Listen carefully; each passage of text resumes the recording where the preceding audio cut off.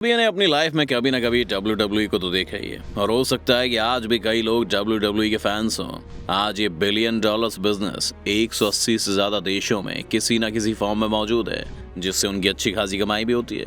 लेकिन बहुत से लोगों को ये नहीं पता है कि आखिर ये WWE पैसे कैसे कमाती है, इनके सुपरस्टार्स को पैसा कहां से मिलता है और कैसे काम करता है इनका पूरा बिजनेस मॉडल।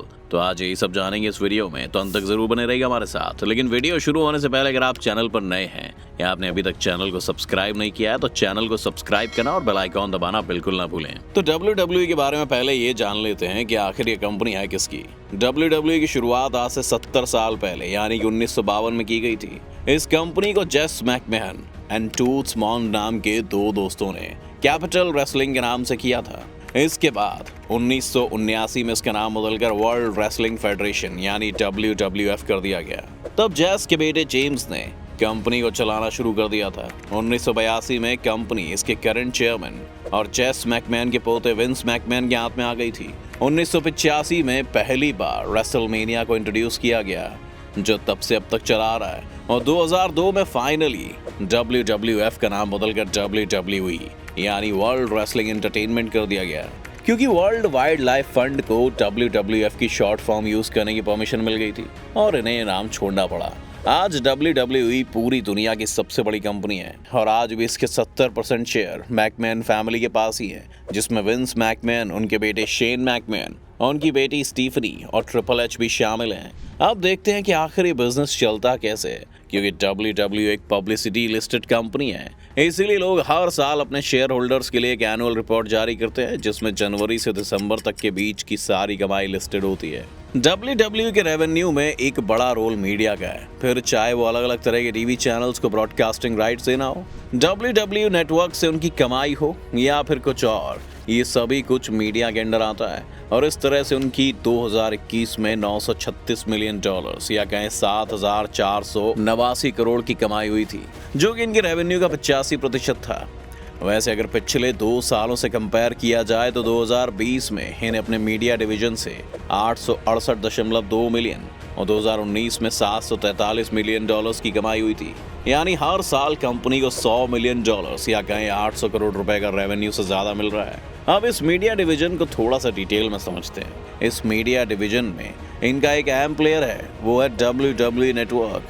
ये एक सब्सक्रिप्शन बेस्ड नेटवर्क है जहां $10 पर मंथ की सब्सक्रिप्शन लेकर कोई भी WWE के सभी लाइव इवेंट्स और आज तक की जितनी भी पुरानी फुटेजेस हैं उसे देख सकता है।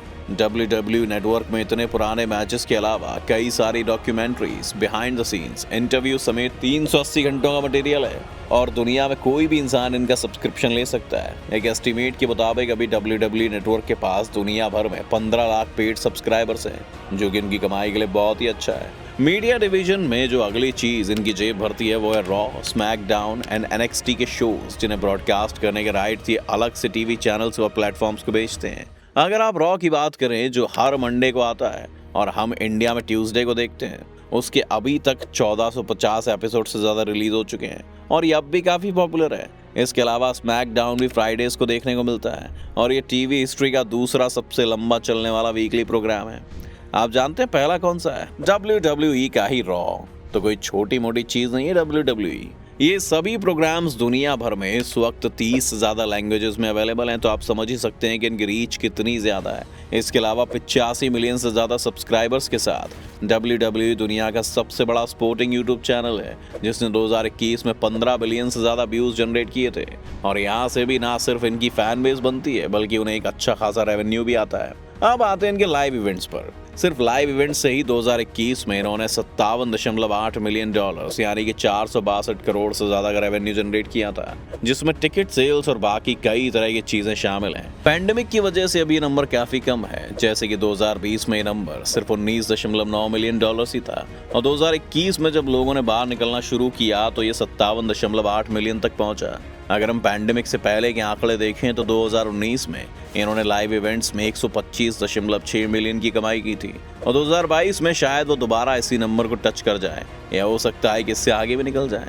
अगर सिर्फ नॉर्थ अमेरिका की बात करें तो इन्होंने इस 6 लाख से भी ज्यादा टिकट्स यहाँ बेचे थे लेकिन सिर्फ मीडिया राइट्स और लाइव इवेंट्स ही नहीं है जो इन्हें बिजनेस में रख रहे हैं। आपने देखा होगा कि WWE की टी शर्ट्स लेकर कई और तरह की मर्चेंटाइज भी मार्केट में अवेलेबल हैं, जिन्हें कंज्यूमर प्रोडक्ट की कैटेगरी में रखते हैं। कंज्यूमर प्रोडक्ट्स के कारण इन्हें 2021 में 101.2 मिलियन डॉलर्स की कमाई हुई थी, जो कि 2020 में 86.1 मिलियन और 2019 में 91.7 मिलियन से भी कई गुना बेहतर थी। इस कंज्यूमर प्रोडक्ट कैटेगरी में और भी कई तरह की चीजें आती हैं। पहली तो है लाइसेंसिंग डील्स। ज्यादातर जो आप इनकी मर्चेंडाइज देखते हैं, ये लोग इन्हें खुद नहीं बनाते बल्कि किसी और कंपनी को ये लाइसेंस देते हैं और इन्हें लाइसेंसिंग फीस के जरिए यहाँ पर बहुत सारा पैसा मिलता है। मर्चेंडाइज के अलावा आपने ये भी देखा होगा कि WWE की कई सारी वीडियो गेम्स भी हैं और इनकी ओरिजिनल रिंगटोन्स और पोस्टर्स से लेकर न जाने क्या क्या होता है, इन सभी से भी WWE की कमाई होती है। इस वक्त WWE ने 100 से भी ज्यादा कंपनीज को अलग अलग प्रोडक्ट्स के लिए लाइसेंस इश्यू किए हुए हैं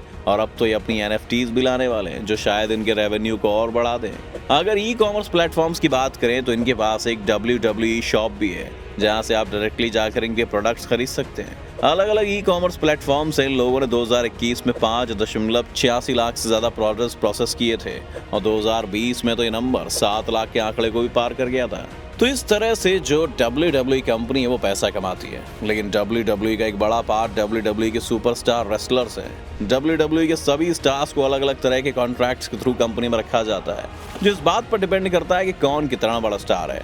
अगर रोमन रेंज जैसा कोई प्लेयर है तो उसे 5 से 7 साल के कॉन्ट्रैक्ट भी मिल सकते हैं, जो एक्सपायर होने पर दोबारा रिन्यू करवाए जा सकते हैं। और अगर कोई नया स्टार है या कोई ऐसा रेसलर है जिसे अब लोग देखना उतना पसंद नहीं करते, तो ये कॉन्ट्रैक्ट 6 महीने से लेकर 1 साल तक के भी हो सकते हैं, ताकि रिस्क कम रहे। यही वजह है कि ज्यादातर रेसलर्स हमेशा ही WWE में एंटरटेनिंग देखने के लिए एक दूसरे से पंगा लेते रहते हैं, क्योंकि अगर पब्लिक को किसी राइवलरी को देखने में मजा आएगा तो इसका मतलब है कि उस रेसलर को एक बेहतर और लंबा कॉन्ट्रैक्ट मिलने का चांस काफी हद तक बढ़ जाता है। WWE खुद भी स्क्रिप्टिंग के जरिए इस तरह की फेक फाइट्स या फेक स्टोरी लाइन लोगों के सामने लाता रहता है, ताकि लोगों का इंटरेस्ट हमेशा ही स्पोर्ट्स में बना रहे। एक तरह से देखा जाए तो WWE का नाम पूरी तरह जस्टिफाइड है।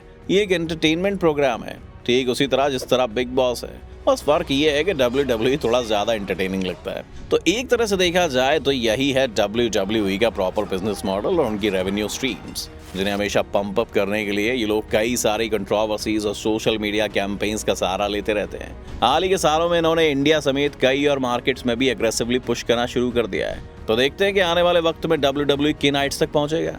अगर आप भी WWE देखते थे तो आपको कौन सा रेसलर सबसे अच्छा लगता था, और आप क्या चाहते हैं कि किस रेसलर को WWE वापस ले आए? अपनी राय हमें कमेंट्स में जरूर लिखिएगा। उम्मीद है कि आज की वीडियो से आपको काफी कुछ नया सीखने को मिला होगा। अगर आपको वीडियो पसंद आई तो वीडियो को लाइक करें, और अगर आप इस चैनल पर नए हैं तो जाने से पहले चैनल को सब्सक्राइब करना भी ना भूलें।